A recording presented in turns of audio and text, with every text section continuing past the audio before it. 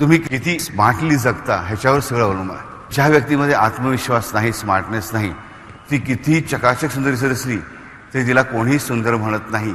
आम्हाला आमच्या नशिबाशी, आमच्या प्रारब्धाशी द्यायचा असेल तर आमच्यामध्ये आत्मविश्वास असायला हवा. आणि रावण म्हणजे काय? प्रारब्ध. आमचं प्रारब्ध म्हणजेच रावण. जो मर्यादा पालन करतो तोच आत्मविश्वासाने पूर्ण असतो.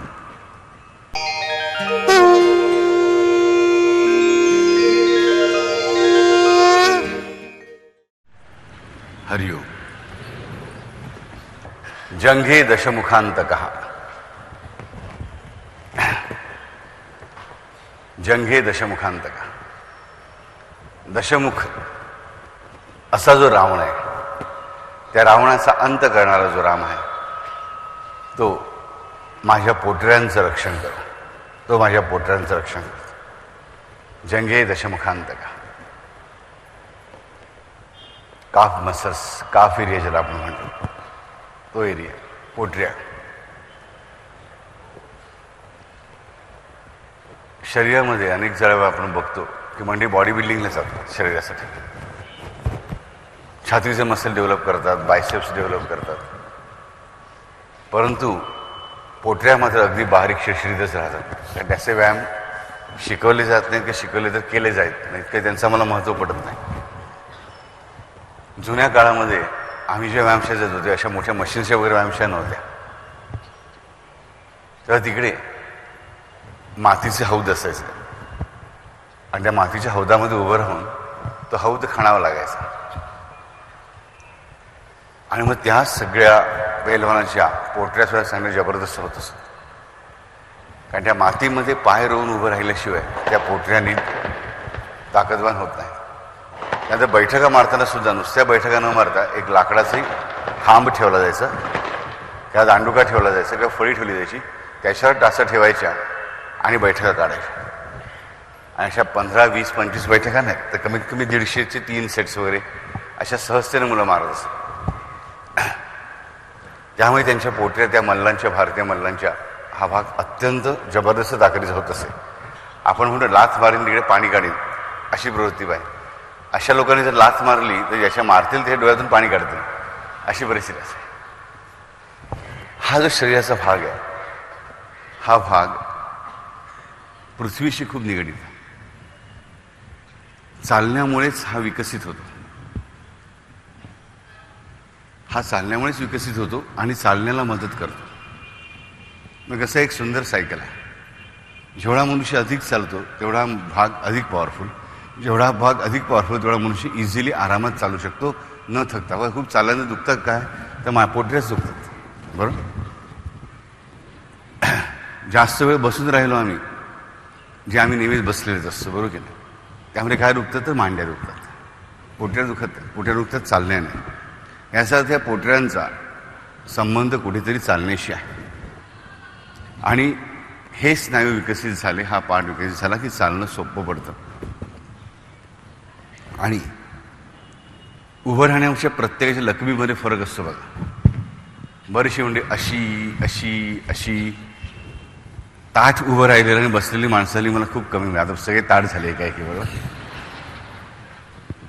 आम्ही सगळे असे पोक काढून जसे बसलेलं असतो, पुरुष काय आणि स्त्रिया काय. उभं राहताना म्हणून बघा, एकमेकाला कॉन्शियस करू नका, तू असं उभा राहतो, असं अर्थ करून. परंतु कोणीही स्मार्टली स्वतःला ठेवण्याचा प्रयत्न करत नाही. आम्हाला वाटतं स्मार्टली राहणं म्हणजे काय तर चांगले पॉश कपडे घालणं, चांगले शॅम्पू करून केस नीट करणं, अमुक म्हणजे स्मार्टनेस. ह्याने स्मार्टनेस येत नाही, लक्षात ठेवा. स्मार्टनेस येण्यासाठी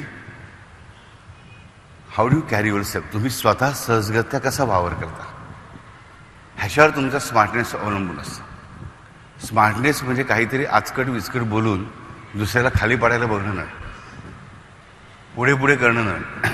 स्वतःचं ज्ञान पाजत फिरणं म्हणजे स्मार्टनेस नव्हे. बऱ्याच लोकांना वाटतं स्मार्टनेस म्हणजे आम्ही दुसऱ्याचं खच्चीकरण केलं, त्याला टीका केली म्हणजे आम्हाला लोक स्मार्ट म्हणतो.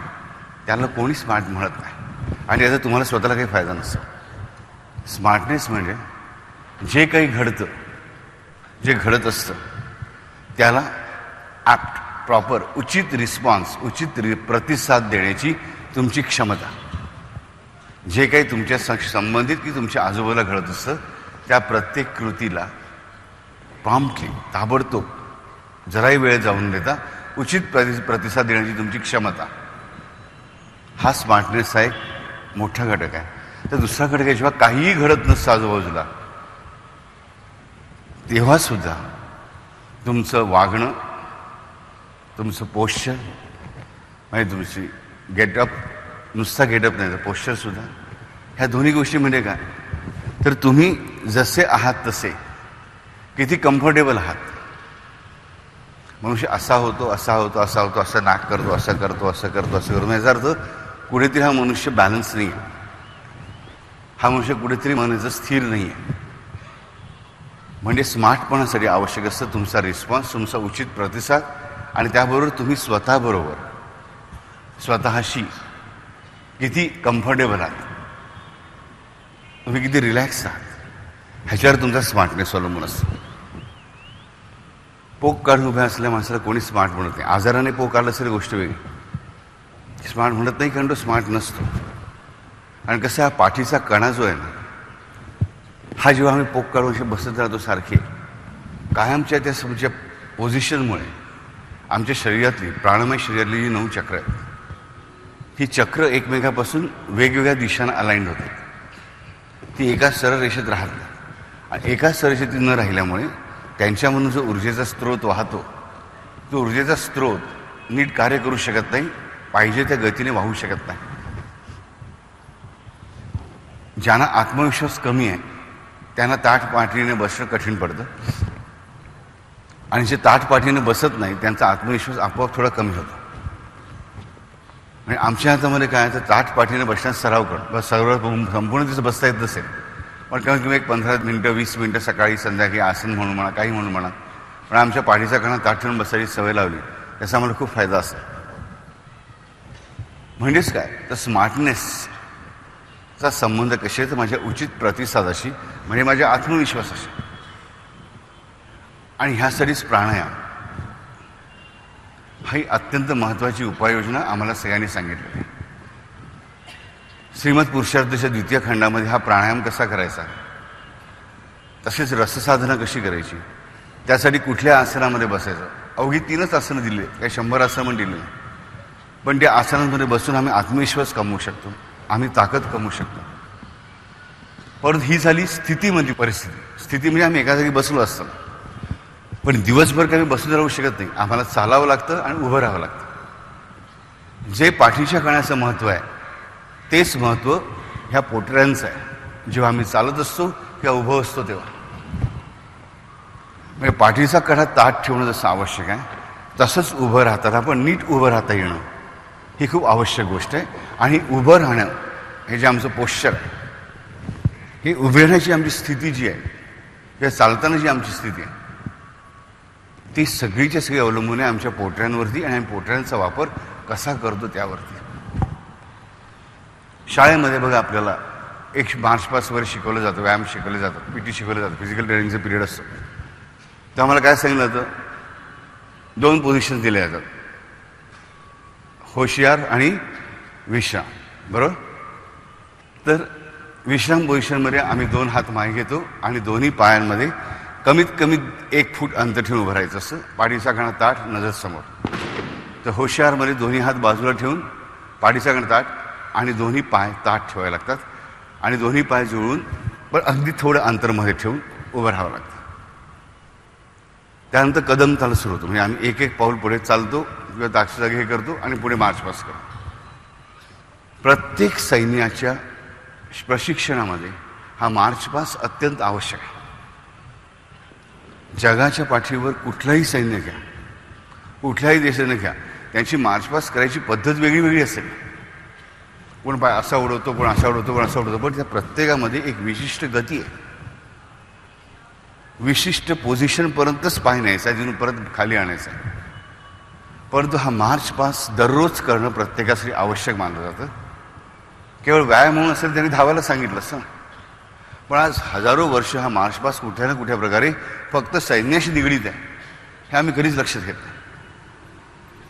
इथे तुम्हाला एक सांगतो, आपण फिजिक्समध्ये ज्यांना आठवत असेल की पुलाचा कमकुवतपणा आणि पुलाची स्ट्रेंथ, ब्रिज, पूल म्हणजे ब्रिज.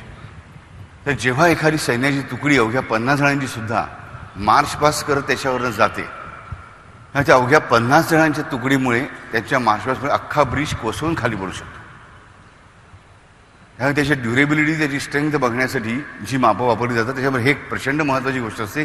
ह्याच्यानं कोणी मार्च पास 50 लोक गेले, 100 लोक गेले तरी देखील हा ब्रिज कोसळता कामा नये. कारण ते एका रेग्युलर इंटरव्हलने होणाऱ्या विशिष्ट रिदममुळे तो ब्रिज तोडून पडतो. एवढा मोठा भक्कम बांधलेला ब्रिजसुद्धा, मग एवढी ताकद फक्त 50 लोकांमध्ये कुठून आली? त्या 50 लोकांनी उड्या मारल्या जोरात. 100 लोकांनी ब्रिज तुटेल का? नाही तुटणार, पण त्यांच्या मार्च पासमुळे तुटतो. हे आम्ही फिजिक्समध्ये शाळेत शिकतो, वाचतो, पण आम्ही लक्षात घेत नाही ह्याचा अर्थ मार्च पासचं महत्त्व काय. अजून म्हणा बापू आम्ही काय आता दररोज घरी कुठे मार्च पास करणार, काही आवश्यकता नाही. फक्त एवढं कळलं पाहिजे की मार्च पास ही युद्धाला तयार राहण्यासाठी सैनिकांची आवश्यकता आहे. आणि माझ्या जीवनामध्ये पण मी सैनिकच आहे. किती ठिकाणी सामान्य मनुष्य लढत असतो मला सांगा, 1000 पात्यांवर लढत असतो विचार. अक्षरशः मेटाकुटीला जीव आमचा आलेला असतो. अशा वेळेस आम्हाला आवश्यकता असते ती आत्मविश्वासाची. आणि तो आत्मविश्वास कसा वाढवावा ही पुस्तक वाचून आमचा आत्मविश्वास वाढू शकत नाही, आम्हाला कळलं. कारण तो आत्मविश्वास ही बाहेरून आत येणारी गोष्ट नाही, तर आतून विकसित होत जाणारी गोष्ट आहे.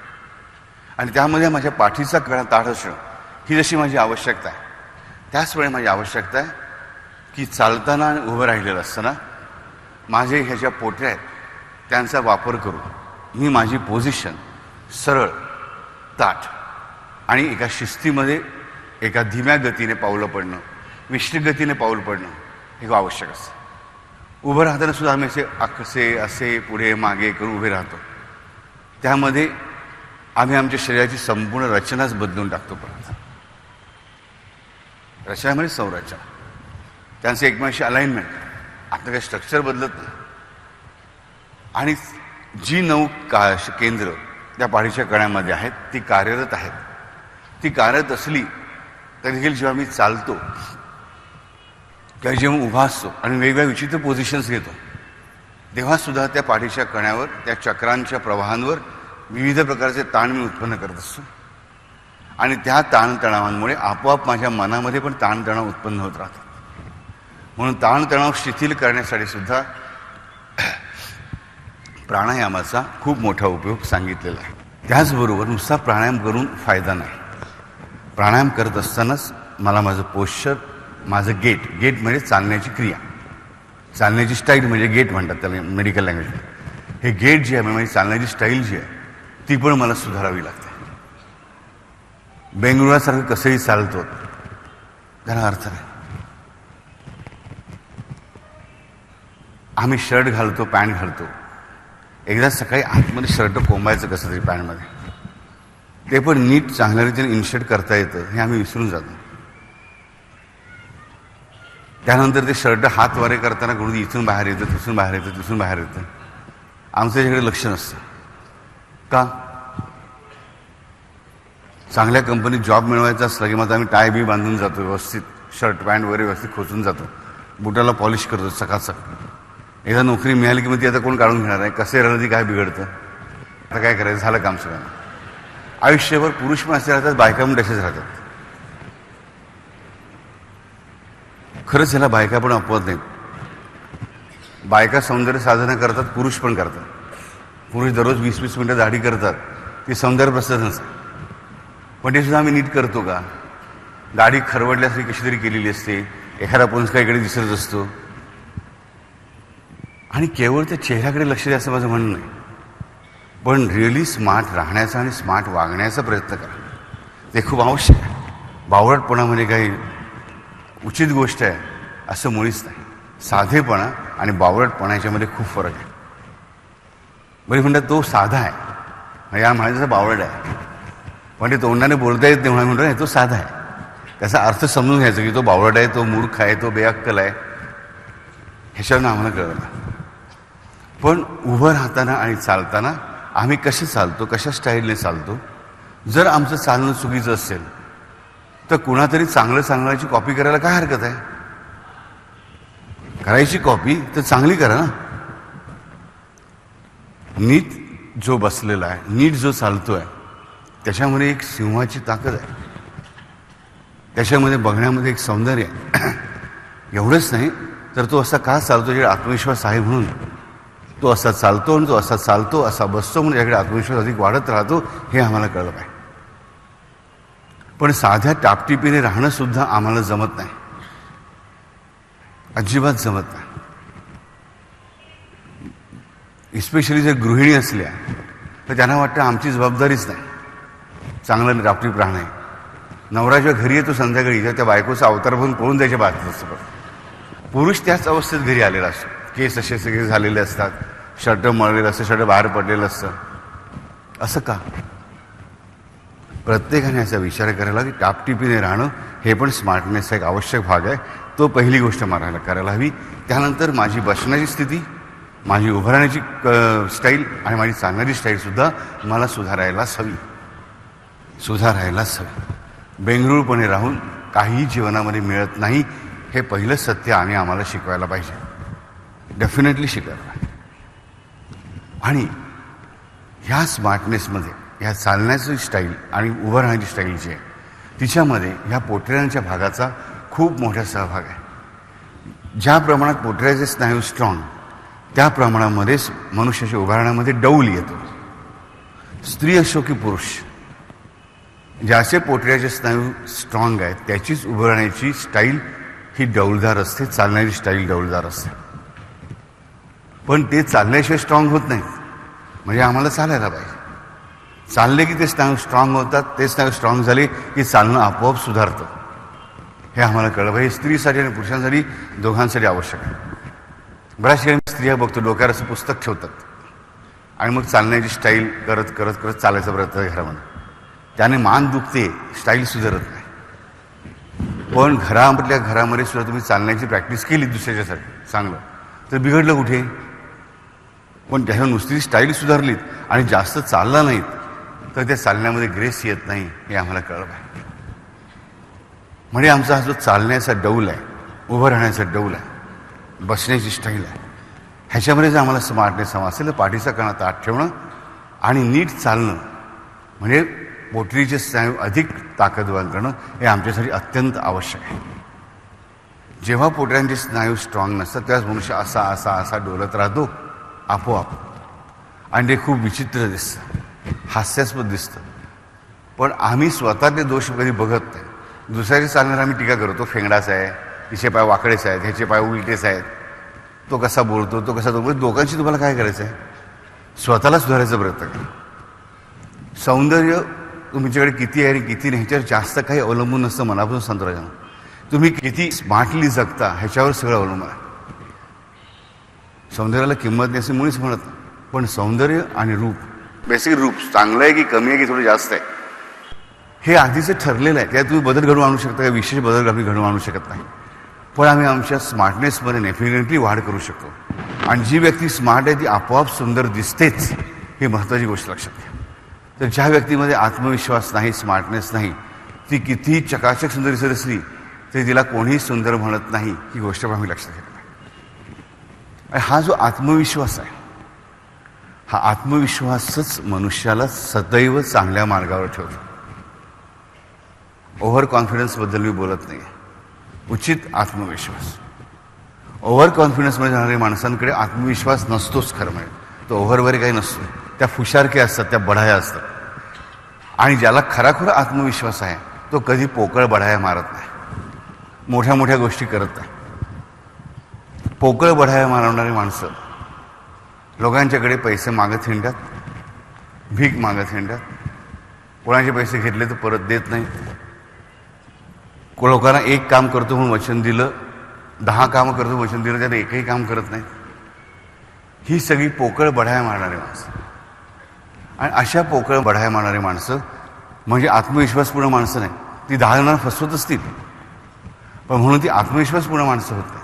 एखादा मनुष्य काहीतरी डोक्यात विचार घेतो आणि काहीतरी करायला जातो, आपण म्हणतो ओव्हर कॉन्फिडन्स पाहिजे फुकट गेला. ह्यासाठी त्याला पण आत्मविश्वास नव्हताच. आत्मविश्वास म्हणजे एक्झॅक्ट मी काय करू शकतो ह्याची माहिती असून तेवढं करताना जराही न कसरता करणं, आणि मग त्यामुळे अधिक ताकद प्राप्त करून पुढचा मार्ग अधिक चांगल्या रीतीने काढ. ह्याला उचित आत्मविश्वास म्हणतात. मला 10 फूट उडी मारता येत असताना मी 15 फूट उडी मारू शकेन असं म्हणणं म्हणजे तो आत्मविश्वासच नाही. मला 10 फूट उडी मारता येते, मी 9 फूट उडी मारीन आणि 9 फुटाच्या नंतर परत 2 फूट उडी मारून मी माझा रस्ता पटकन क्रॉस करून जाईन, हे माहीत असणं म्हणजे उचित आत्मविश्वास. आणि हा आत्मविश्वास ज्या व्यक्तीला खरोखर असतो ती व्यक्ती कधीच म्हणून चुकीच्या मार्गावर जातच नाही. कारण चुकीच्या मार्गावर कोण जातं? चुकीच्या म्हणून मनुष्य का जातो? तर 2 गोष्टीचा, कुठल्या ते मोहापायी चुकीच्या मार्गावर जातो किंवा कोणीतरी फसवल्यामुळे चुकीच्या मार्गावर जातो. मोहापायी किंवा कोणती फसवल्यामुळे. पण ह्या दोन्ही गोष्टी याच्याकडे आत्मविश्वास आहे त्याला कोणी मोहात पाडूच शकत नाही. आम्हाला मोह का पडतो की जे मिळणार नाही असं वाटतं ते मिळवणं, ते हवं असं वाटणं म्हणजेच मोह. पण आत्मविश्वास ज्याला काठोकाठ भरलेला आहे त्याला एखादी गोष्ट मिळत नाही हे पटतच नाही, किंवा त्याला हे पण ही गोष्ट आपल्याला मिळत नसेल तर ती आपल्यासाठी योग्य नाही, ह्याच्यापेक्षा चांगली गोष्ट मी शोधीन, ही ताकद त्याच्यामध्ये असते. आणि म्हणून मग तो आत्मविश्वासाने भरिपूर्ण असल्यामुळे तो कुठल्या ती एका गोष्टी मोहात अडकून स्वतःच्या आयुष्याचा नाश करून घेत नाही. आम्ही चुकीचे वागतो, चुकीच्या गोष्टी आमच्या आयुष्यामध्ये घडतात ते कशामुळे? आमच्यामध्ये आत्मविश्वास नसतो म्हणून. पाप करणाऱ्या माणसांच्या नुसार पाप का घडतं? त्यांच्याकडे आत्मविश्वास कमी असतो म्हणून.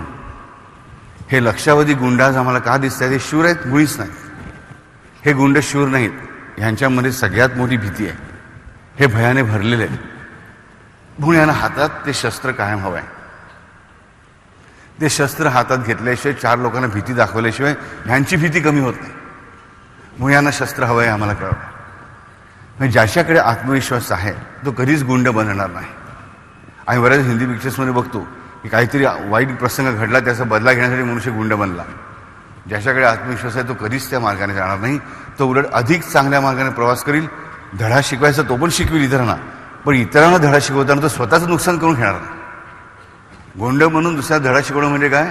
तर मी त्याचा घात करतोस पण त्याच्यावर माझाही घात करतो ना. म्हणजे सूड कोणावर उगवला? त्याच्यावर पण आणि स्वतःवर पण. हा काही सूड घेण्याचा मार्गच होऊ शकत नाही. एक तर आधी सूड घेण्याच्या मागेच लागायला नको.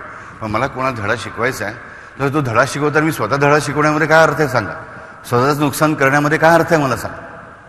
दुसऱ्याला धडा शिकवताना मी स्वतःचं नुकसान करून घेता कामा नाही. पण हे कोण करू शकतो? ज्याच्याकडे भरपूर आत्मविश्वास आहे तीच व्यक्ती. आणि आत्मविश्वास ज्याच्याकडे नसतो तो आपल्या प्रारब्धाशी म्हणूनच टक्कर देऊ शकत नाही. जे काय आमचं गेल्या 2 जन्मातलं पाप किंवा पुण्य आम्ही लिहून आणलेलं आहे, त्या गेल्या जन्माच्या पापांमुळे जे वाईट प्रारब्ध आमच्यासमोर उभं राहिलेलं आहे त्याशी आम्हाला लढावंच लागतं. लढल्याशिवाय कोणालाही विजय मिळालेला नाही, आम्हाला कळवाय. आणि तो लढा जर आम्हाला आमच्या नशिबाशी, आमच्या प्रारब्धाशी द्यायचा असेल तर आमच्यामध्ये आत्मविश्वास असायला हवा. आणि रावण म्हणजे काय? दशमुख रावण म्हणजे काय? तर प्रारब्ध. आमचं प्रारब्ध म्हणजेच रावण. आम्ही जो जीव आहोत, जीवात्माने जीव म्हणला अर्थ मागच्या मी समजून सांगितला. तो जीव म्हणजेच रावण. त्या प्रारब्धानेच तो बनलेला असतो. अहंकार ही त्याची मूळ शक्ती आहे. पण अहंकार वगैरे कसं दूर करायचं आम्हाला माहीत नाही. ते आम्ही ग्रंथ वाचतो ते आम्हाला कळतं. पण साधी साधी गोष्ट आम्हाला कळली की आम्हाला आत्मविश्वास हवा. आत्मविश्वास नसेल तर हा रावण जिंकतो. मग रावणाला कोण मारतो? तर राम मारतो. मग रावणाला मारणारा हा राम, आमच्या प्रारब्धाचा नाश करणारा, वाईट प्रारब्धाचा नाश करणारा राम हा कुठेतरी आमचा आत्मविश्वास वाढवत असलाच पाहिजे. एवढी साधीसुधी गोष्ट आम्हाला कळली पाहिजे की आम्हाला जर आमचा आत्मविश्वास वाढवायचा आहे तर आमचा आत्मविश्वास वाढवण्यासाठी हा रामच आमच्या मदतीला येणार आहे आणि येत असतो. जंघे दशमुखांतकः. पाठीचा कणा हा बसलेला आणि उभे असताना दोन ठेवणे आवश्यक आहे. तर चालण्यामध्ये म्हणजे गती करण्यासाठी, विकास करण्यासाठी ह्या माझ्या पोटऱ्यांची मला आवश्यकता आहे की ज्याचं रक्षण कोण करतो? दशमुखांतक राम. दशमुख रावणाचा म्हणजे प्रारब्धाचा नाश करणारा राम.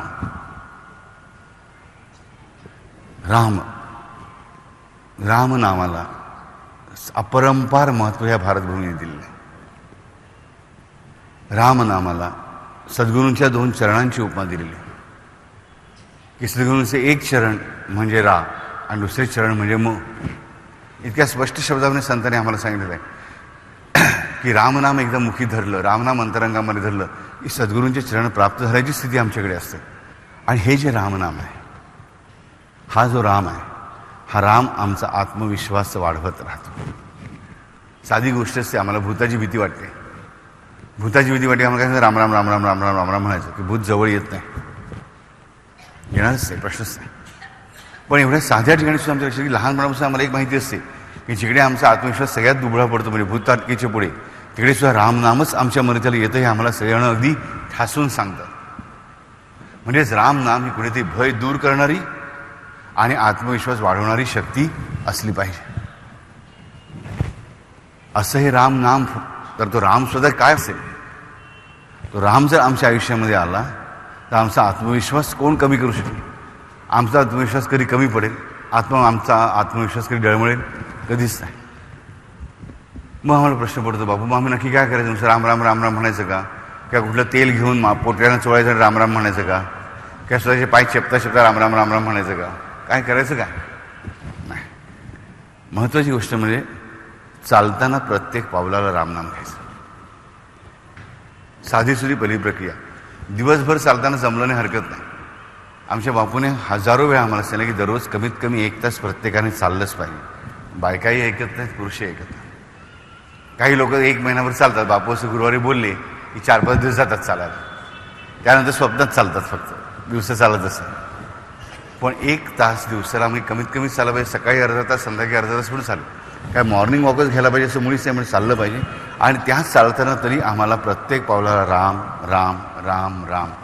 मी प्रत्येक पाऊल टाकून बघा रामनामाबरोबर, आणि थोड्या दिवसामध्येच तुमच्यामध्ये काय फरक घडून येतात ते एकदा बघा. ते बघितल्याशिवाय, अनुभवल्याशिवाय आम्हाला कळणार नाही. तुमचं चालणं सुधारेल, तुमचं बोलणं सुधारेल, तुमचं बसणं सुधारेल, तुमचं वागणं सुधारेल, तुमचं लोकांशी रिस्पॉन्स करणं, रिॲक्ट करणं सुधारेल. तुमच्यामधला आत्मविश्वास आपोआप वाढताना दिसेल. पण त्यासाठी प्रत्येक पावलाला रामनाम घ्यावं लागतं, ही महत्त्वाची गोष्ट आहे. आम्ही चालत पण नाही, रामनाम पण घेत नाही, ताट पण बसत नाही, प्राणायाम पण करत नाही, रससाधना पण करत नाही. मग आमचा आत्मविश्वास वाढणार कसा? कारण आत्मविश्वास वाढवणाऱ्या फक्त एवढ्याच गोष्टी आहेत. केवळ जिममध्ये जाऊन बॉडी किती मस्त बनवली, पण जर मन भीतर असेल तर उपयोग काय मला सांगा? एवढा मोठा पैलवान आहे पण झुरवाला घाबरत असेल, उंदराला घाबरत असेल, तर उपयोग काय मला सांगायचा? म्हणजे केवळ त्या फुगलेल्या शरीराने काय होईल? काही होणार नाही. आम्हाला कळत. म्हणजेच आम्हाला कळत की आत्मविश्वास वाढवणे आवश्यक गोष्ट आहे. आणि आत्मविश्वास वाढवण्यासाठी शरीर, मन आणि बुद्धी ह्या तीनही पातळ्यांवर ताकद प्राप्त करणं आवश्यक आहे. ह्या तिन्हीमध्ये एका ठिकाणी जरी ताकद कमी असली, सामर्थ्य कमी असलं, तरी माझा आत्मविश्वास वाढू शकत नाही. आणि म्हणून या 3 वेगवेगळ्या पातळ्यांसाठी मला प्राणायाम आणि चालणं ही एक गोष्ट, रामनाम घेणं आणि मिळेल तशी जमेल तशी भक्ती करणे दुसरी गोष्ट, आणि रससाधना करणं ही तिसरी गोष्ट. रससाधना कशी करावी मी मुळीच सांगणार नाही, त्यासाठी ग्रंथ वाचणं आवश्यक आहे. 2य खंड वाचल्याशिवाय आम्हाला रससाधना कशी करायची, ही रससाधना म्हणजे आमचं सगळं आयुष्य बदलून टाकणारी गोष्ट आहे. रससाधना म्हणजे साक्षात अमृत आहे की जे आमच्या जीवनातलं प्रत्येक गोष्ट बदलून टाकू शकते. पण ह्या 3 लेव्हल्सवर 3 गोष्टी केल्याशिवाय आम्ही आत्मविश्वासाने म्हणजे आत्मसामर्थ्याने परिपूर्ण होऊ शकत नाही, हे आम्हाला कळलं. चालताना प्रत्येक पावलाला रामनाम घेत चालतो आणि एकाही पावलाला मी विसरत नाही, तेव्हा समजायचं की आता माझी खरी तयारी झाली, आता माझी खरी तयारी झाली. नाहीतर तुम्ही चालायला सुरुवात करा, बघा काय होईल. 1 पाऊल टाकलं, 2 पाऊल टाकलं, 10 पावलापर्यंत रामनाम चालू होतं. परंतु 10 पावलानंतर कुठेतरी दुसरा विषय मनामध्ये सुरू झाला आणि रामनाम थांबलं. मग अर्धा तास मी असंच चालत होतो. ही स्थिती पूर्णपणे बंद झाली. मी एक राऊंड घेतो की अर्धा तास चालतो, त्या प्रत्येक पावलाला राम राम राम राम राम राम म्हटलं गेलं आणि एकदाही मी चुकलो नाही, माझं लक्ष पूर्णपणे होतं. अशी स्थिती सवयीशिवाय येऊ शकत नाही. आणि ती आली की समजायचं आता माझ्या आत्मविश्वासामध्ये डेफिनेटली वाढ झालेली आहे. सुरुवात होणार नाही, वाढ झालेली आहे. आणि आता मी अधिक जोराने आत्मविश्वास प्राप्त करू शकतो. पण त्यासाठी आम्हाला चालावं लागतं. जो चालत नाही जीवनामध्ये तो कधीच यशस्वी होत नाही, हे लक्षात ठेवा. आम्ही जर यशस्वी पुरुषांची चरित्र वाचली, यशस्वी स्त्रियांची चरित्र वाचली, तशी की ही व्यक्ती नियमितपणे वॉक घेणारी होती. ह्या सर्व व्यक्ती नियमितपणे चालणाऱ्या होत्या. आणि म्हणून ह्यांच्यामध्ये ताकद होती मानसिक, शारीरिक आणि बौद्धिक स्वतःचा उत्कर्ष, स्वतःचा विकास करून घेण्याची.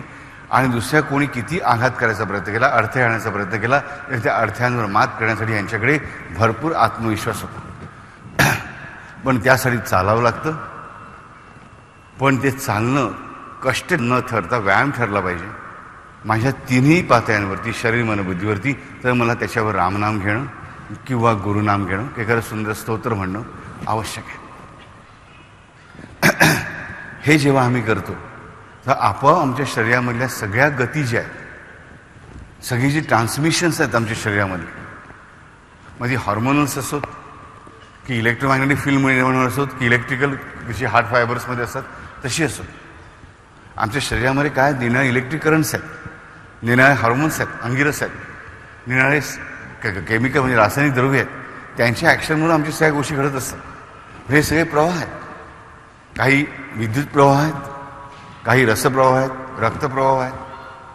हे असे निराळे जे प्रवाह आहेत, ह्या प्रवाहांच्या गतींवरतीच आणि ॲडजस्टमेंट्सवरतीच माझं शरीर, मन आणि बुद्धी कशी राहते हे अवलंबून असतं. आणि हे जेवढं माझ्या अन्नावर अवलंबून आहे, तेवढंच माझ्या व्यायामावर अवलंबून आहे, तेवढंच मी स्वतःला काय ट्रेनिंग देतो शरीर, मन आणि बुद्धीला, ह्याच्यावर सगळ्यात जास्त अवलंबून, सगळ्यात जास्त अवलंबून. आणि त्यासाठीच इथे बुधकोशिक ऋषी आम्हाला सांगतो की जंघे दशमुखांतका, की तो आता ह्या सर्व अंगांचं वर्णन करता करता शेवटच्या टोकाला येऊन पोचतोय. आणि ह्याने तुम्हाला सगळ्यात महत्त्वाची गोष्ट सांगतो की राजानो, आत्मविश्वास ही अत्यंत महत्त्वाची गोष्ट आहे. आणि आत्मविश्वास नसेल त्यालाच रावण गांजतो. आत्मविश्वास नसेल त्यालाच रावण गांजतो. बघा घटना कशी घडते. रावण येतो कपटवेश धारण करून, मान्य, पण सीतेकडून मर्यादाभंग होतो. जी स्वतः मर्यादा स्वरूपिणी आहे ती सुद्धा जेव्हा मर्यादा तिच्या हातून चुकते, ती मर्यादेचा अतिक्रम करते, तेव्हा तिला सुद्धा कर्माचा अटळ सिद्धांत चुकत नाही हे आम्हाला कळलं पाहिजे. आणि हे दाखवण्यासाठीच तरी संपूर्ण लीला आहे रामचंद्राची, की मर्यादा जो जो कोणी तोडतो, ती म्हणजे स्वतः साक्षात सीतामाई जरी असली तरी तिला देखील कर्माचा अटळ सिद्धांत चुकत नाही.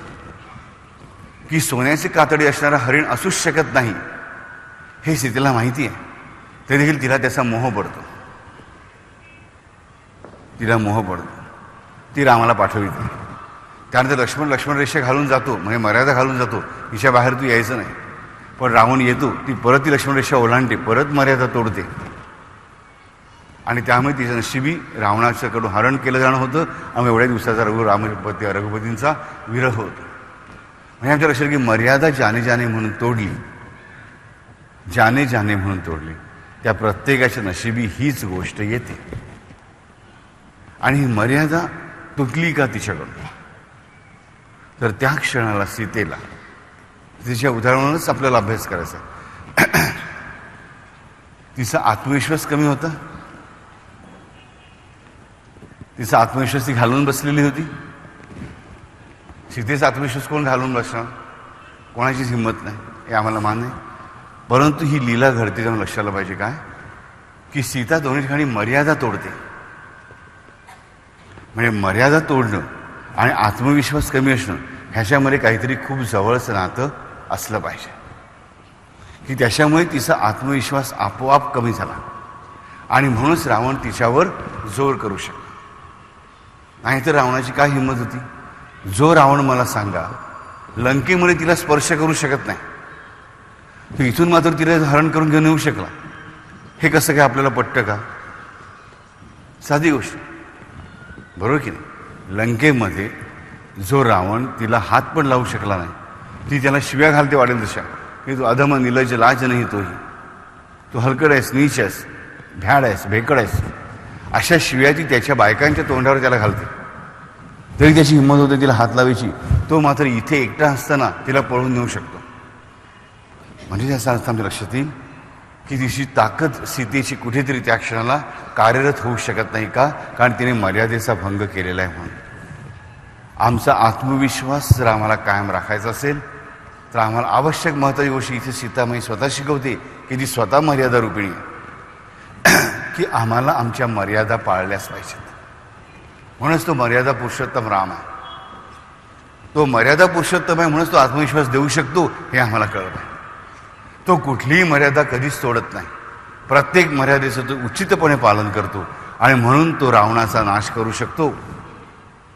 तो एकटाच रावणाचा नाश करू शकतो, बाकी कोणीही नाही. म्हणजेच आम्हाला कळेल की ह्याचा अर्थ आत्मविश्वास आणि मर्यादा ह्यांचं खूप जवळचं नातं असलं पाहिजे. जवळचं किंवा एकमेकाशी अत्यंत अभिन्न अशीच त्यांची स्थिती असली पाहिजे. जो मर्यादा पालन करतो तोच आत्मविश्वासाने पूर्ण असतो.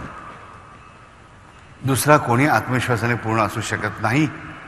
म्हणजेच मर्यादा मार्गावर जेव्हा आम्ही येतो तेव्हाच आमचा आत्मविश्वास अधिकाधिक विकसित होऊ लागतो. आम्ही नुसता विकास नाही तर त्याची उन्नती पण घडवून आणू शकतो. आत्मविश्वास वाढवण्यासाठीच मर्यादेचं पालन अत्यंत आवश्यक आहे. कारण तो राम मर्यादा पुरुषोत्तम आहे म्हणून त्याचा आत्मविश्वास सर्वात जास्त आहे. एवढंच समज तर आत्मविश्वास ज्यातून उत्पन्न होतो अशी गोष्ट म्हणजे ओज. तो ओज आम्हाला कोण देतो तर रामच देतो. म्हणजे आम्हाला कळेल की आमच्या जीवनाचं सर्व कर्ता राम का म्हटलं जातं, की कर्ता राम आहे. आपल्या जीवनातली प्रत्येक गोष्ट कशामुळे घडते, या ओज धातूमुळे घडते. आणि ओज धातू आम्हाला कशापासून प्राप्त होतो तर रामापासून प्राप्त होतो. ओज देणारा फक्त राम आहे आणि हा राम ओज देतो कारण हा मर्यादा पुरुषोत्तम आहे. आणि ह्याच्यावरून आम्हाला लक्षात घेतलं पाहिजे की 108% मला जर माझा आत्मविश्वास वाढवायचा असेल तर मला ह्या मर्यादा पुरुषोत्तमाच्या मर्यादा मार्गावरूनच चालायला हवं. मर्यादा मार्गावरून चालणं म्हणजे काय तर पहिल्यांदा मी एक मानव आहे. माझे चांगले गुण काय आहेत आणि वाईट गुण काय आहेत हे नीट ओळखून तो भगवंत अमर्याद आहे. तो मर्यादा पुरुषोत्तम राम सगळ्या मर्यादा पाळतो म्हणूनच तो अमर्याद आहे. त्याची ताकद अमर्याद आहे हे ओळखून त्याला शरण जाणं, त्याचा वानरसैनिक बनणं. युद्ध माझा राम करणारा, समर्थ दत्तगुरु मूळ आधार, मी सैनिक वानर साचार, रावण मरणार निश्चित. हे आम्हाला नीट कळलं पाहिजे. म्हणजेच आम्हाला पहिल्यांदा आमची मर्यादा कळली पाहिजे की आम्ही मानव म्हणून आम्हाला मर्यादा आहेत. आमच्या ताकदीला मर्यादा आहे. पुढच्या क्षणाला काय घडणार आहे मला माहीत नाही आहे. अशा परिस्थितीमध्ये मी उगीच मोठ्या मोठ्या बढाया मारण्यात काही अर्थ नाही. मी माझं काम उचितपणे करत राहीन. मी स्वतः शिक्षण वाढवीन, स्वतःचं वैभव वाढवीन, सामर्थ्य वाढवीन, सगळं वाढवीन. पण हे करताना सुद्धा माझं भक्तिवैभव पण तेवढंच वाढलं पाहिजे. मला परमेश्वर अनंत आहे, अपार सामर्थ्याचा साठा आहे हे मान्य करून त्याच्या चरणांशी शरण राहणं सदैव आवश्यक आहे. हे पहिल्यांदा शिकणं. हे शिकणं म्हणजे मर्यादा मार्गावरचं पहिलं पाऊल आहे हे मला कळलं. मर्यादा मार्गावरचं हे पहिलं पाऊल लक्षात आल्यानंतर दुसरं पाऊल येणं म्हणजे रामाचा वानर सैनिक बनण्यासाठी सगळे प्रयास करा. रामाचा वानर सैनिक बनण्यासाठी जे जे म्हणून काय आवश्यक आहे ते सगळं करणं म्हणजेच मर्यादा मार्गावरून ताठ मानेने, ताठ शरीराने, ताठ पायाने चांगल्या प्रकारे चालत जाऊन त्या रावणाचा नाश करून जीवनामध्ये रामराज्य म्हणजे सदैव आनंदी आनंद स्थापित करणं. पण त्यासाठी आम्हाला वानर सैनिक व्हायला. वानर सैनिक महत्त्वाची गोष्ट काय करतात तर सदैव रामनाम घेतात. दुसरी गोष्ट ते सदैव रामाच्या कामातच राहतात. रावणाशी लढाई झाल्यानंतर सुद्धा वानर आपापल्या घरी गेल्यानंतर सुद्धा ते कायम रामनामामध्येच राहिलेले आहेत. ते सदैव रामाच्या सेवेतच राहिलेले आहेत. त्यांची नगरी ही रामाची नगरीच झालेली होती. रामराज्य फक्त अयोध्येत नाही स्थापन झालं. रामराज्य पहिल्यांदा कुठे स्थापन झालं उलट लंकेत. लंकेमध्ये रावणाला मारलं, तिकडे बिभीषण राजा गादीवर बसला, पण तो रामाचा प्रतिनिधी म्हणूनच काम करतो. तसंच रामाचं राज्य कुठे स्थापन झालं तर सुग्रीवाच्या राज्यामध्ये. सुग्रीव राजा आधी झाला होता, पण रावणाच्याकडून जेव्हा परत येतो रावणाला मारून राम, तेव्हा सुग्रीव त्याला सांगतो की ह्याच्यापुढे मी रामा केवळ तुझा प्रतिनिधी म्हणूनच राज्य करेन. आणि तिकडेही रामराज्य स्थापन होतं आणि मग अयोध्येमध्ये रामराज्य स्थापन. आमच्या लक्षात की तिन्हीकडे रामराज्य स्थापन झालेलं. म्हणजे तिन्ही पातळ्यांवरती रामराज्य स्थापन झालेलं. तामसिक पातळीवरती, राजसिक पातळीवरती आणि सात्विक पातळीवरती पण रामराज्य स्थापन होतं. तेव्हाच आनंदी आनंद होतो. आणि हे करण्याचं काम कोण करू शकतो तर वानर सैनिकच करू शकतो. म्हणजे मला वानर सैनिक व्हायला. वानर सैनिक म्हणजे रामाचं चरित्र स्वतःच्या डोळ्यासमोर ठेवून त्यानुसार वागण्याचा प्रयत्न करणारा प्रत्येक जण.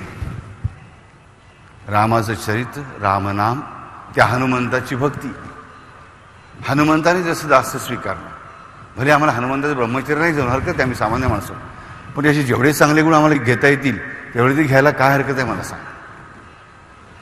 रामायण रामाकडे बघत त्या रामायणातील हनुमंत जो आहे त्याची कॉपी करत जेव्हा आम्ही आमचं जीवन जगायचा प्रयत्न करतो, हनुमंत जेव्हा आमचा मार्गदर्शक बनतो, हनुमंत जेव्हा आमच्या जीवनाचा नायक बनतो, लीडर बनतो, तेव्हाच आम्ही खरे वानर सैनिक बनतो. सुग्रीव वानरांचा राजा होता, पण सगळ्या वानरांचं अधिपत्य कोणाचं गाजर होतं तर हनुमंतच. सुग्रीव जाऊ नाही शकला इथून तिकडे लंकेमध्ये. ती ताकद फक्त कोणाची होती? हनुमंताची होती. ते पाषाण तरंगवण्याची ताकद कोणाची होती? फक्त हनुमंताची होती. बाकी कोणाची नव्हती आम्हाला कळलं पाहिजे. आमच्या जीवनामध्ये पण जेव्हा आम्ही हनुमंताचं चरित्र जे काय आम्हाला कळतं त्याप्रमाणे बघून त्यानुसार आमच्या जीवनात बदल घडवण्याचा प्रयत्न करू, तेव्हा आपोआप आमच्या आयुष्यामध्ये आम्ही वानरसैनिक बनायला सुरुवात झालेली असेल. पण आम्हाला वाटतं की फक्त हनुमंताच्या डोक्यावर शनिवारी तेल ओतलं, रामाच्या पायावर फुलं वाहिली आणि कुठल्याही नवसाला पावणाऱ्या देवाला आम्ही जाऊन नवस बोललो की आमचं काम पार पडतं. मग बाकीच्या गोष्टी करा कशाला?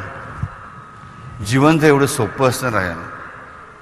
जीवन जर एवढं सोपं असतं की देवळात केवळ गेलो, आम्ही दर्शन घेतलं आणि सगळं आमचं आयुष्य बदलून आलं, आम्ही भक्ती न करता, आम्ही प्रयास न करता, आम्ही काम न करता, तर काय कुठल्याही माणसाने कामं केली असती का? भक्ती केली असती का? मला सांगा.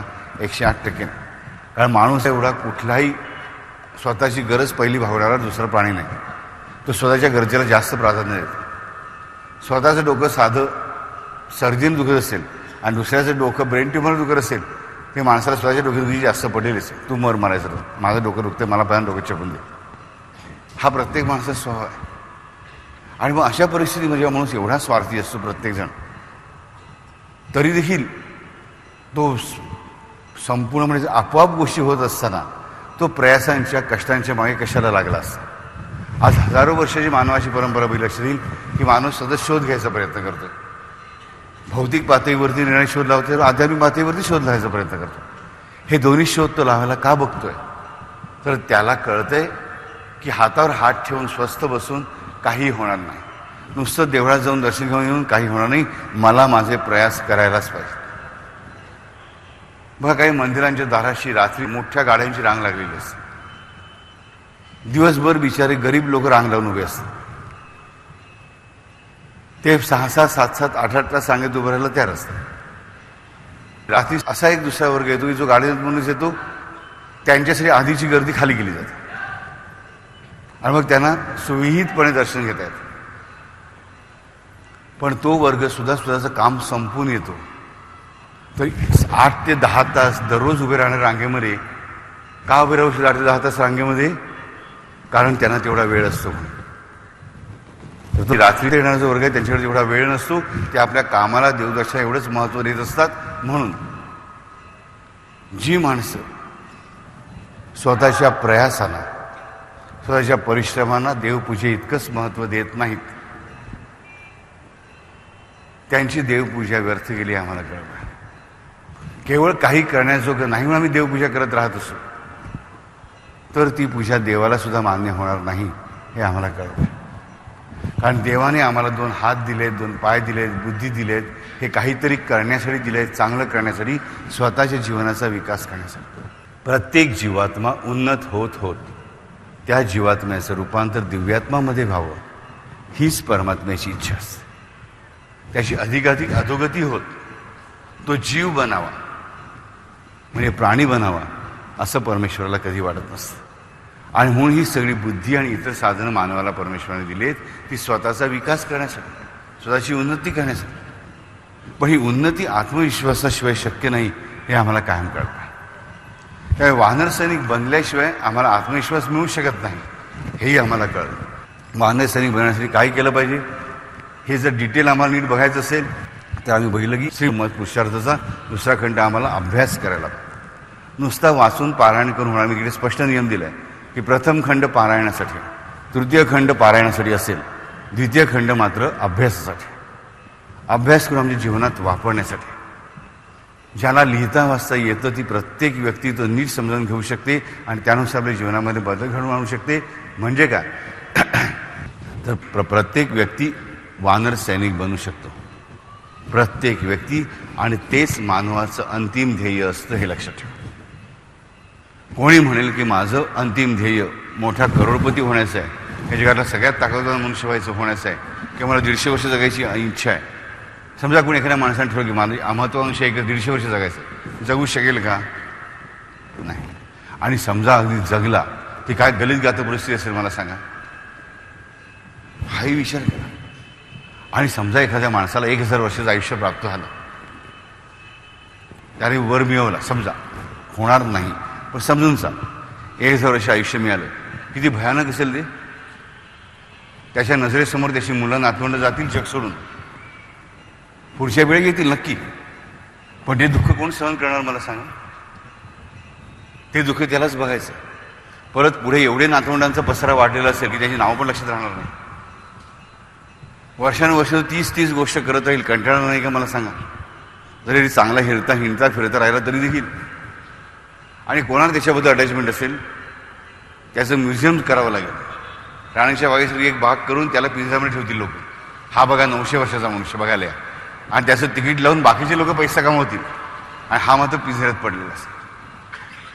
आणि आम्हाला कळेल की ह्या अशा ज्या गोष्टी घडणार नाहीत, या ज्या गोष्टी अयोग्य आहेत, त्यांचे विचार करून त्या महत्त्वाकांक्षा ठेवून आमचा काही लाभ होत नाही. तर जे शाश्वत आहे, जे कधी टळत नाही, जे कधी कमी होत नाही, ज्याचा कधी ऱ्हास होत नाही, की ज्याचा उपयोग फक्त माझ्या जीवनाच्या विकासासाठीच आहे, माझ्या विकासासाठी आहे, माझ्या आत्मविश्वासाच्या वृद्धीसाठी आहे, माझ्या सुखाच्या आनंदाच्या वृद्धीसाठी आहे, तीच प्रत्येक गोष्ट मला स्वीकारायला. जी गोष्ट माझ्या आत्मविश्वासाच्या आड येते, जी गोष्ट माझ्या आत्मविकासाच्या आड येते, ती प्रत्येक गोष्ट मला दूर करायला. मी जर आळशी असेल म्हणून मी चालत नसेल, तर मला आळस दूर करून चालायला सुरुवात करायला. आणि 2 दिवस गेलो आणि तिसऱ्या दिवशी विसरलो, तर त्या दिवशी म्हटलं पाहिजे आज मी जेवणार नाही. पण त्याला आमची तयारी नसते, उलट त्या दिवशी डबल जेवायची आमची तयारी असते. काय दुःख झालं ना, चालायला गेलो नाही, त्याचं दुःख आलं म्हणून डबल जेवलं. अशाने जीवनात बदल होणार नाहीत बाळांनो. तुम्हाला खरंच सांगतो, एक दिवस नुसता पुढे जात जातो, म्हणजे एक दिवस आयुष्याचा कमी होत जातो, हे सगळ्यात मोठं रहस्य समजावून घ्या. तुम्ही जो वेळ फुकट घालवला, तो वेळ म्हणजे अमूल्य धन आहे, ते फुकट घालवू नका. ह्या पोटऱ्यांचं महत्त्व, या पाठीच्या कण्याचं महत्त्व नीट समजा, नीट जाणून घ्या. चालण्यामुळे तुमची आध्यात्मिक प्रगती पण होते, हे विसरू नका. जर मी रामनाम प्रत्येक पावलावर घेतलं तर, बाबा आम्ही कृष्ण कृष्ण नाम घेतलं तर काही हरकत नाही, साई नाम घेतलं तर काही हरकत नाही. उद्या कोणी म्हणतं बाबा मी रावण नाव घेतलं तर, मग त्याचे परिणाम भोगायलाच तयार. चुकीची नावं घेतली, चुकीच्या ठिकाणी नमस्कार केला, तर त्याचे पण जे इफेक्ट आहेत, परिणाम आहेत, ते बघायला आम्ही तयार असतो. आणि शेवटी रावण हा नाश होण्यासाठीच आहे, हे पण लक्षात ठेवलं. रावण नाव नक्कीच पवित्र नाही, हे आम्हाला कळलं पाहिजे. उद्या समजा आपल्याला एक गोष्ट म्हणजे रामन राघव नाव प्रत्येकाला माहिती आहे, बरोबर हो की नाही? Very good. नावामध्ये राम पण आहे, राघव पण आहे, पण हा पूज्य आहे का तुम्हाला? नाही. त्याचं नाव रामन राघव नसून तो किलरच होता. तो बेछूटपणे अनेकांचे खून करत चालला, म्हणून काय वरती तुम्हाला देवाची आज्ञा झाली. म्हणजे केवळ नाव राम आणि राघव आहे. त्याने नाव किती वेळ उच्चारले स्वराचं नाव स्वतः मला सांगा. किती लोकांनी त्याला ए रामन राघव म्हणून हाक मारली असं सांगा. आणि एवढ्या वेळा श्रवण भक्ती पण केली ना, पण ती भक्ती होती का? नाही. त्यामुळे त्या नावाचा काही उपयोग झाला नाही. तसंच समजा उद्या तुम्ही एखादं नाव रावण ठेवलं आणि या माणसाला माहीत नाही की नाव रावणाचं आहे, तर त्याला काही दोष नाही. पण मला माहीत असताना रामाचं नाव न घेता रावणाचं नाव घेतलं, तर मात्र मी भक्तीच्या ऐवजी विभक्तीचा आश्रय करतोय, हे मला समजलं. चुकीची नावं घेणं, चुकीची नामस्मरण करणं, चुकीच्या व्यक्तींच्या पाया पडणं, ही गोष्ट तुम्हाला खूप चुकीची व्हायब्रेशन्स देऊन जाते. आत्मविश्वास कमी राहण्याचं एक महत्त्वाचं कारण आहे की आम्ही चुकीच्या लोकांच्या संगतीत राहतो, की ज्यांच्यामुळे आमचा आत्मविश्वास कमी होईल. आम्ही आईवडील अनेक वेळा मुलांचा आत्मविश्वास कमी करत असतो. हे ना आमचं ध्यानच आहे. हे बाबट गबस, किती ओरडत आपण मुलांच्या अंगावर सांगा. दुसऱ्या ठिकाणी काही मुलं आईवडील मुलांचे एवढे फाजील लाड करतात की त्याने पण त्यांचा आत्मविश्वास आम्ही खच्ची करतो, कारण अनुचित दिशेला वळतो. आम्हाला 2 मधला तोलच साधता येत नाही की मुलांना एक तर ओढत राहायचं, ठोकत राहायचं, कडक शिस्तीखाली वापरायचं, नाही तर त्यांचे एवढे बेसुमार लाड करायचे की त्यामुळे त्यांना खऱ्या जीवनाची ओळखच होत नाही. जीवनाची ओळख मुलांना व्हायची असेल तर आईने मुलीला आणि बापाने मुलाला नीट हाताशी धरून त्यांना जगातल्या प्रत्येक गोष्टीची ओळख करून द्यायला पाहिजे. जर एज्युकेशनल टूर काढा असं मुळीच नाही, पण सहज बोलता बोलता गप्पा मारता मारता या गोष्टी आम्ही करू शकतो. मुलगा 16 वर्षाचा झाला आणि मुलगी 16 वर्षाची झाली की मुलगी आईची मैत्रीण झाली पाहिजे आणि मुलगा बापाचा मित्र झाला. पण मित्र ह्याचा अर्थ काय की मुलगा बापाशी आणि मुलगी आईशी अत्यंत फ्रीली कम्युनिकेट करू शकली पाहिजे. मनातला प्रत्येक विचार, प्रत्येक डिफिकल्टी तिला आईकडे या मुलाला बापाकडे मांडता आली पाहिजे आणि बापाने आपल्या कपॅसिटीमध्ये त्याला अधिकाधिक चांगली ओळख करून देण्याचा प्रयत्न केला पाहिजे. ही जग कसं असतं, रामायण पण असतं आणि महाभारत पण असतं. पण महाभारतामुळे नुकसान आहे तर रामायणामुळे फायदाच फायदा आहे. रामायणाचा मार्ग थोडा बिकट असेल पण महाभारताचा प्रवास शेवटी दुःखाचा आहे. हे आम्हाला मुलांना समजावून देता आलं पाहिजे. जगात व्यवहार कसा चालतो हे पण आम्हाला मुलांना शिकवून दाखवता आलं पाहिजे. भगवंताची साथ मिळणं कसं आवश्यक आहे हे आम्हाला मुलांना सोदाहरण म्हणजे उदाहरणासहित पटवून देता आलं पाहिजे. तर आम्ही आईबाबाचं कर्तव्य केलं. मुलांच्या बाबतीमध्ये केवळ उपदेश करून भागणार नाही, आई वडिलांनी पहिल्यांदा लक्ष केलं. पण आम्हाला उपदेश करायला खूप आवडतं आणि मुलांना उपदेश करायला आम्हाला अत्यंत आवडतं. पहिल्यांदा मुलांचे उपदेशक बनण्यापासून थांबवा. मुलं कंटाळतात. वडील दिसले मग ते फक्त प्रश्नांची फैरीच झाडतात. तू अमुक केलं का, तमुक केलं का, तमुक केलं का. आई म्हणजे कटकटच करत राहते. व हे भावना प्रत्येक मुलाची असते. मुख्य म्हणजे मुलं 14-15 वर्ष झालं की त्यांना वाटतं मला जगातलं सगळं कळतं, आई वडिलांना काय कळतं काही कळत नाही. हे वय जपण्याचं असतं आई वडिलांनी मुलांना. त्यांच्या भावना जपायच्या. त्यांचा आत्मविश्वास शरीरातल्या हॉर्मोनल चेंजेसमुळे हॉर्मोन्स बदल असतात त्यामुळे आत्मविश्वास वाढलेला असतो पण एवढा अनुभव नसतो. त्यामुळे त्या वयात आई वडिलांनी ओळखायला पाहिजे की मुलं थोडंसं बंडखोर बनतात, थोडेसे आर्ग्युमेंट्स करायला लागतात. आम्हाला वाटतं माझ्याशी वाद घालतो म्हणजे काय, तुमचा इगो दुखायला नाही गेला पाहिजे. तर मुलं ह्या वयामध्ये आर्ग्युमेंटेटिव्ह असतातच. त्यांना वाटतंच की आम्ही ग्रेट आहोत, पण त्यांचा आत्मविश्वासाला धक्का पोचू नका. ती कशी चुकीची आहेत हे पटवून देण्यामध्ये स्वतःचा आत्मविश्वास वापरू नका. तर त्याचं चुकलं ते चुकलं हे त्याला सांगा, पण असं होतं राजा, काही काळजी करायचं कारण नाही म्हणून त्याच्या पाठीशी घट्टपणे उभा राहा आणि चूक होऊ नये म्हणून काय करायला पाहिजे हेही त्याला समजावून सांगा. आणि एवढा अनुभव तुमच्याकडे त्या वयामध्ये नक्कीच आलेला असतो. आणि खरी तुमचं जे प्रेम असतं ना तुमच्या मुलांवरचं, ते प्रेम डेफिनेटली मुलांना योग्य मार्गच दाखवणार आहे, अयोग्य मार्ग कधीच दाखवणार नाही हे लक्षात ठेवा. तुमचं प्रेमच तुमच्या मुलांवरचं तुम्हाला मुलांना चांगल्या मार्गात ठेवण्यासाठी मदतीला येतं. प्रेम म्हणजे फाजील लाड नव्हे, उचित ठिकाणी त्याच्या कानफळामध्ये वाजवणं हे सुद्धा प्रेमच आहे. हे आम्हाला कळलं पाहिजे. कानफळात मारधणं म्हणजे प्रेम नाही राहील. चुकीच्या गोष्टी नाही करायच्या.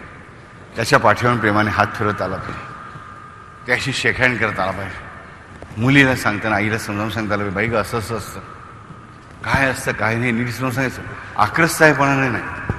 बऱ्याच आहे मी बघतो मुलीला सासरी पाठवताना तिला बायस करून पाठवतात. सासूना अशीच असते, नवऱ्याना असंच असणार, नंडाना अशाच असणार. लागली वाट तिच्या संसाराची.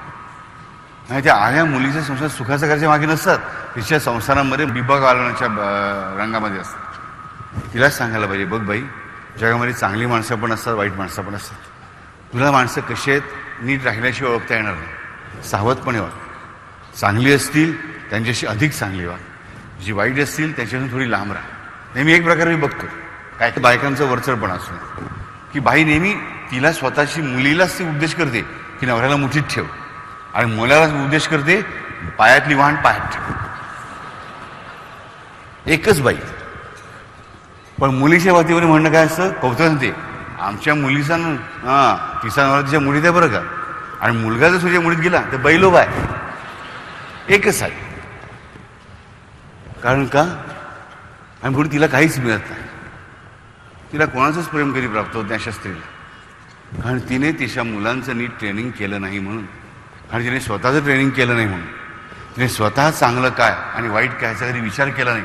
म्हणून मुलांना देताना चांगलं काय द्यायचं आणि वाईट काय द्यायचं ह्याचा ती विचार करू शकला नाही. तिच्याकडे आत्मविश्वास नाही म्हणून ती मुलांना आत्मविश्वास देऊ शकते. ज्या आईचा आत्मविश्वास स्ट्रॉंग आहे तीच मुलीला आत्मविश्वास देऊ शकते की बाई ग काळजी करू नकोस. काय केव्हा पहिल्यांदा वर्षी विचित्र वागतात, पण 1-2 वर्ष गेली ना की सगळं स्मूथ होतं. तोपर्यंत आपण थोडंसं जर ॲडजस्ट केलं ना, गोडीत राहिलं की काही कटकडी होत नाही. त्या आयांच्या मुली खरंच सुखाने राहतात. पण ज्या मुलींच्या आया मुलींना सांगतात अमुक अमुक गोष्टी अशाच असतात, सासू अशीच असते, नंदा अशाच असतात, नवरेनं असेच असतात, त्या आया स्वतःच्या मुलींच्या आयुष्यामध्ये दुःख पेरत असतात. आणि हे दुःख का उत्पन्न होतं, तर त्या आयांकडे आत्मविश्वास नसतो म्हणून त्या मुलींना आत्मविश्वास देऊ शकत नाही आणि म्हणून हे दुःख उत्पन्न होतं. वडिलांनी सुद्धा मुलाला सांगितलं बाई भले बाबा माझ्याकडे पैसे नाही तुला द्यायला, पण माझ्याकडे तुझ्याकडे देण्यासाठी काय आहे तर आत्मविश्वास आहे. मी तुला आत्मविश्वास देऊ शकतो, मी तुला सपोर्ट देऊ शकतो, मी त्यासाठी मेहनत करू शकतो, मी तुझ्या प्रत्येक गोष्टीमध्ये तुला जी जी सहायता लागेल ती देण्याचा प्रयत्न करू शकतो. पण हे तो कधी सांगू शकेल जेव्हा त्याच्याकडे आत्मविश्वास असेल तेव्हा. कुठल्या वडील मुलाला सांगते तू अजिबात चुकीच्या मार्गाने जाऊ नकोस, मी तुला आत्मविश्वासाने सांगतो की चांगल्या मार्गावर गेल्यानेच यश प्राप्त होतं आणि त्यानेच आपण खरे सुखी होतो. हे तो कधीच सांगू शकेल जेव्हा तो त्या मार्गाने जगलेला असेल तेव्हा, म्हणजे त्याच्याकडे आत्मविश्वास असेल तेव्हा.